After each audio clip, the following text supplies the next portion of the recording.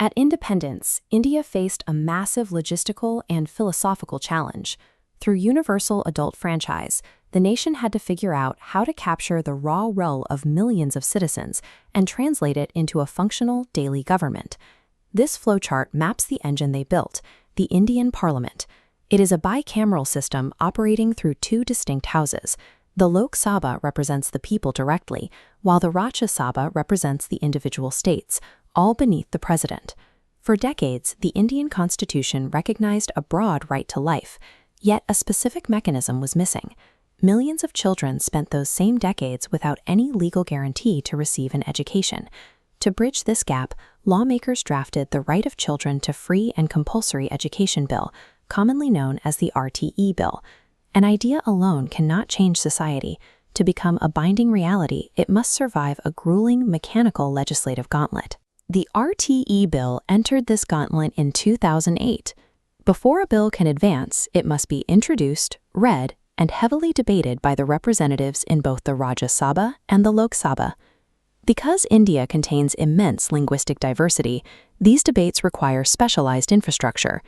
Parliament utilizes simultaneous translation services at these individual desks, allowing members of Parliament to argue the merits of a bill across dozens of different languages in real time. The debate floor is only the first filter.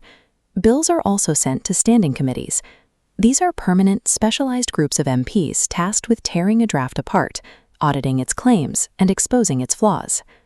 Inside these committees, the RTE bill faced immediate scrutiny over its math. Guaranteeing education meant building entirely new school networks and hiring millions of teachers, and the committee demanded exact answers on how the state would fund that massive infrastructure. Standing committees intentionally slow down the legislative timeline. They exist to ensure that idealistic proposals are backed by concrete funding and realistic enforcement strategies before they are allowed to proceed. This scrutiny highlights the strict separation of powers within the government. The legislature writes and passes the law, but the Union Executive, made up of the Prime Minister and the Council of Ministers, must actually secure the funding and implement it on the ground. To keep the executive branch accountable, the legislature utilizes mechanisms like the question hour. This is a dedicated period where ministers are forced to publicly justify their daily decisions and spending actions to the rest of Parliament. These accountability checks are rarely dry bureaucratic affairs. They generate intense friction as opposing parties clash over policy failures and administrative oversights. Parliamentarians routinely deploy sharp humor, ancient poetry, and historical literature to critique one another on the floor, turning administrative oversight into highly spirited public debate. This constant, highly visible friction between the lawmakers and the lawdoers is an intentional design of the Constitution. It divides authority and prevents any single group from wielding absolute power unchecked. After surviving the committees, debates, and revisions, the RTE bill secured majority votes in both houses and received the president's assent.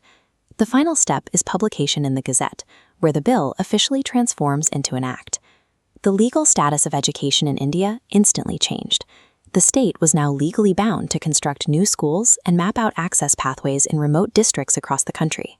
For millions of children, this bureaucratic process materialized into free textbooks, physical uniforms, and a guaranteed seat inside a classroom. The parliamentary gauntlet is exhausting by design. It forces rigorous debate, so that when a document finally clears the president's desk, it possesses the structural integrity to tangibly alter the daily reality of the nation. The physical space has also evolved. For decades, lawmakers debated inside a circular colonial-era structure, which now sits directly beside the newly constructed parliamentary complex. The new building utilizes a three-sided triangular design to optimize space and incorporate sustainable green technologies, cutting electricity use while accommodating the growing technological needs of a modern legislature.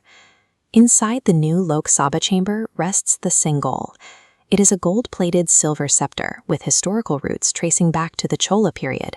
Historically handed over to mark the transfer of power, the Singhal serves as a permanent physical reminder to lawmakers that their authority must always be guided by dharma, righteousness, and justice.